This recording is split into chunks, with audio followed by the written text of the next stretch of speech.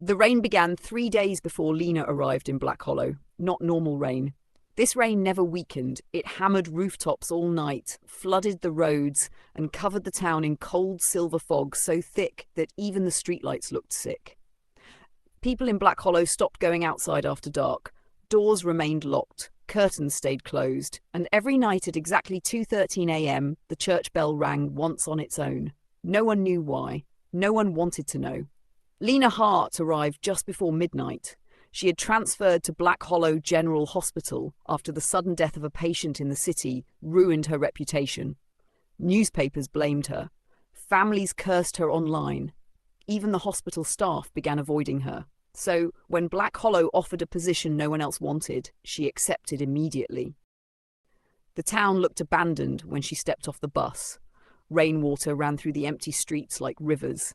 The old hospital stood on the hill above the town, surrounded by dead trees and iron fences blackened with rust.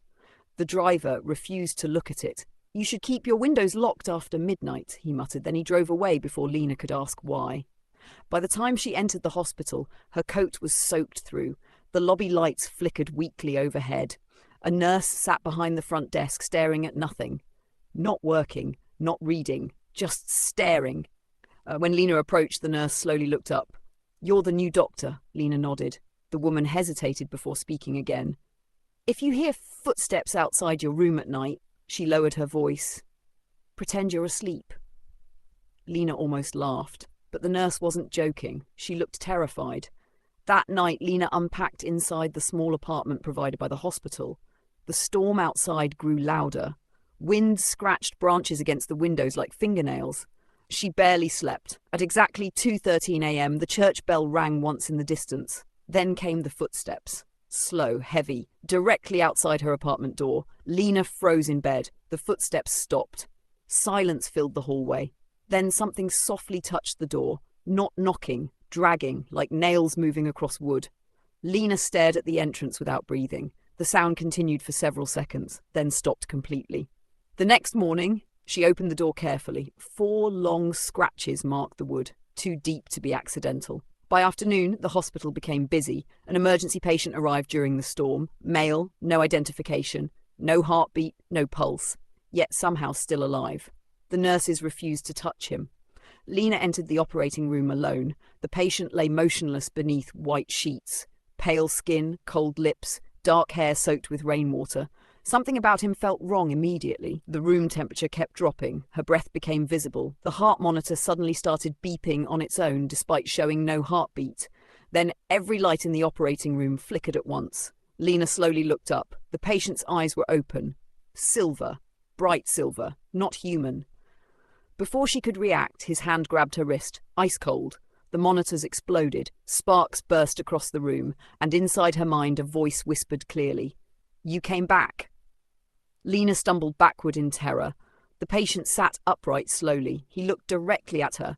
Not confused. Not weak, like he already knew her. "You still smell the same," he whispered. Then the lights went out completely. When emergency power returned seconds later, the operating table was empty. The patient had vanished. No doors opened. No cameras captured him leaving. Nothing. The hospital staff refused to discuss it. Only one old janitor spoke to her privately that evening. "You saw him," he said quietly. Lena stared at him. The old man looked pale. Lucian Vale.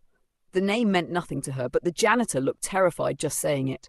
He died over 100 years ago inside the old church.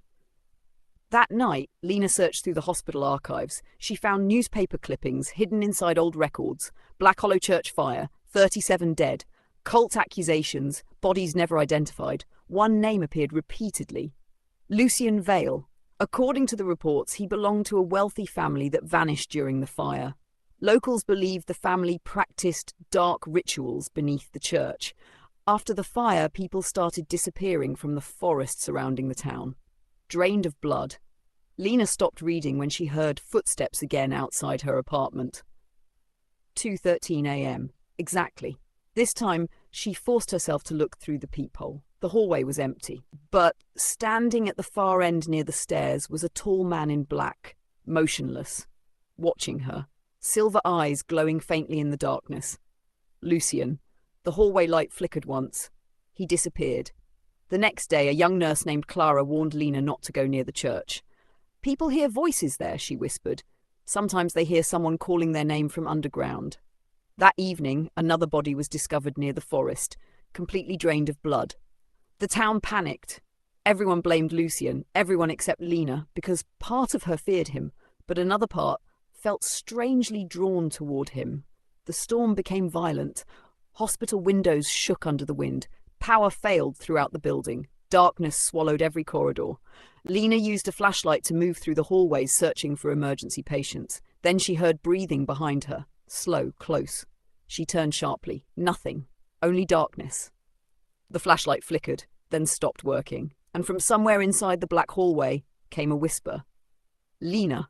Her chest tightened. The voice sounded gentle, almost sad. A pale hand suddenly covered her mouth from behind. Before she could scream, Lucien pulled her into an empty patient room. At that exact moment, something rushed through the hallway outside. Fast, inhuman, a shadow with glowing eyes. It slammed against the wall, searching for her. Lena trembled violently. Lucien held her still in silence. His face remained calm, but blue veins slowly spread beneath his pale skin, like something inside him was struggling to escape. The creature outside stopped moving. Silence returned. Lucien finally removed his hand carefully. "You need to leave Black Hollow," he whispered. Lena stared at him. "What are you?" For the first time, pain crossed his face. A mistake. Lightning flashed outside the window. For 1 second, she saw his reflection clearly in the glass behind him. Not human, something darker, something starving. But when the lightning disappeared, he looked normal again. Almost beautiful. Lucien stepped away from her slowly. "There are nights when hunger twists me into something unrecognizable," he said quietly. "Nights when I lock myself beneath the church so I do not become the creature this town always believed I was." Lena should have run. Every instinct told her to, but she couldn't move because despite the fear, she saw loneliness in him deeper than anything she had ever seen in another person. Then Lucien looked toward the hallway suddenly.